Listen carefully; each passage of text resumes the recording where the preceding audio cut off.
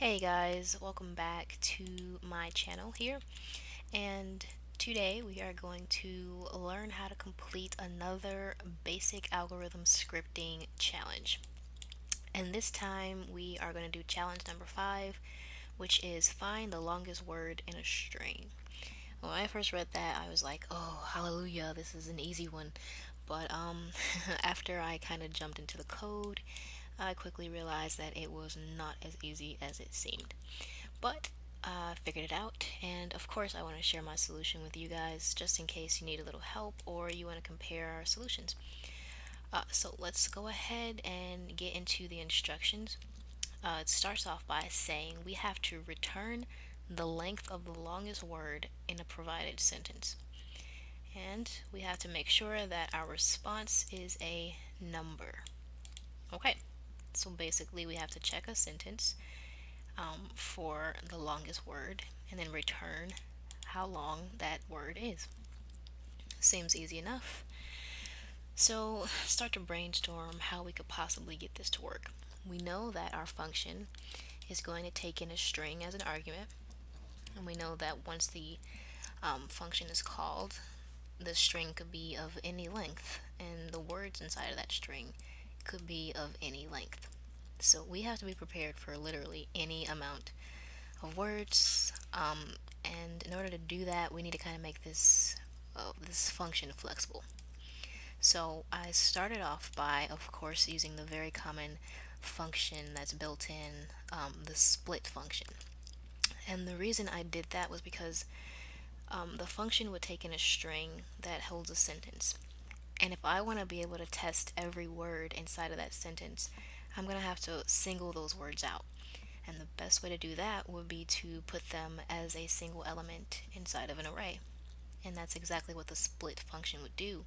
It would take every single word and it would put it as an element in an array. So that is what the string array variable holds. It holds our string that was passed in split up at each word. And I can tell you that it's at each word because instead of using um, empty the empty parameters here, I pass in a parameter with a space, and that would just basically declare that I want you to split every time you hit a space. So for instance, if I was taking this sentence down here and splitting it up, it will literally split every time it hits a space. So the will be an element in the array, quick will be an element in the array, and so on and so forth. And that's perfect. So that's what the string array variable holds. And then after that, I have to figure out a way to test each word in that array, see how long it is, and see which word in that array is the longest. It can be very confusing, but we gotta just take it step by step. Alright, so I decided to create a for loop. So I would go ahead and I would create a for loop. I would have my initializer set to 0, and it's going to be called I. And I would say I want this for loop to run as long as I is less than the amount of elements in my string array. And that's what that dot length function does right here. It's going to give you the number of elements inside of the array that it's attached to. So in this case, if we go take this sentence down here, the number that this holds will be 1, 2, 3, 4, 5, 6, 7, 8, 9. So we're going to say go ahead and run as long as I is less than 9, and it will do that. And every time it goes around, we just want to increase I by 1. Okay, so now that we have that set up, we're going to go ahead and jump down to what we want it to do every time this for loop runs. So as you can see up here, I have an extra array that is set to an empty array. It's called number array. And if you're wondering why I have this array, it's because I'm going to need somewhere to store the length of each word in the other array. I'm saying array a lot and I'm feeling like it's going to be confusing, but I'm going to keep going and hope that everybody understands. So number array will basically hold numbers as opposed to how the string array holds the values as strings. So if I go back to the for loop, I have number array, and I'm using the push function, which, as we know, adds an element to an array, to the end of an array, every time you use it. So the first time the for loop runs, we're going to say, let's push the value of the very first element in the string array to the back of number array. And I can tell you that it's doing that because string array with the brackets and the I, that is, since I will initially be 0, it's gonna hold the 0 element in the array, which would be the very first element in that array. And in this case, it will be the word the. And I'm saying get the length of the word the.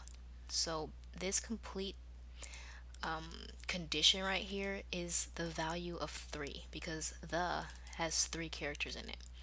So I'm saying literally push the number 3 to the end of the number array.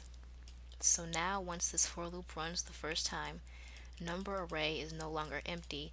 Instead, it has the number 3 in it. Great, and that's what we wanted to do. And we wanted to do that for every single word that is in the string array. And that's what it does. So by the time it's gone through all of these words, it'll have a bunch of numbers in there, 3, 4, whatever, da da da da. Continue to go on. And once it finally gets to the end of the string array, it'll jump out of the for loop, and now the number array holds all of the numbers for those words. And now once we do that, we can jump out and we can finally go through the number array and see which number in that array is the largest number, and we can return it. This one was kind of complicated. I had to do a little bit of research on how to test for the largest number in an array. And I went to search for a solution, and let's see, I said how to find the, oh, look at that, largest number in an array in JavaScript.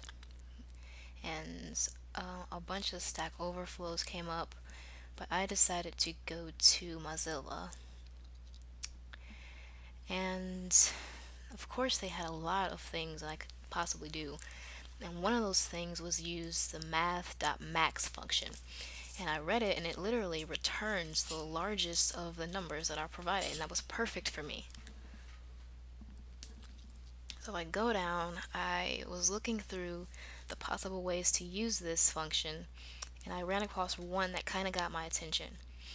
And this one was return math.max.apply null, and then you pass it an array. So what exactly does this mean? And why did I choose this one? Well, I was reading here what it does, and it says that it uses the apply function to find the maximum element in a numeric array. And all we have to do is pass in an array, and this null right here, if you're confused of what the null is, it's basically supposed to be a context. So if you were using this outside of a function, you would pass in either the name of an object, or you could just pass in the word this. And this is kind of beyond the scope of the challenge, so I'm going to get off of this. But if you want to learn more about the apply function, there's a ton of videos on YouTube that explains it in more details. But I decided to use it because it seemed like an easy solution, and it actually was. Since I'm using it inside of my function find longest word, I don't have to pass in a context, so I just put null for that. And then I put in the array that I want to test, and which is my number array because it holds all my values, and then I just call it function, and I'm going to return the largest number of that array, which is perfect. And if I go ahead and I test it, voila, we pass. So hopefully that wasn't too confusing. I know I said the word array like 1,000 times, but I used a lot of arrays in this one challenge. Hopefully this helps in some way. If not, feel free to leave a comment and I will get back to it as soon as I can. I want to definitely help everyone. And subscribe if this helped at all. Thanks for watching.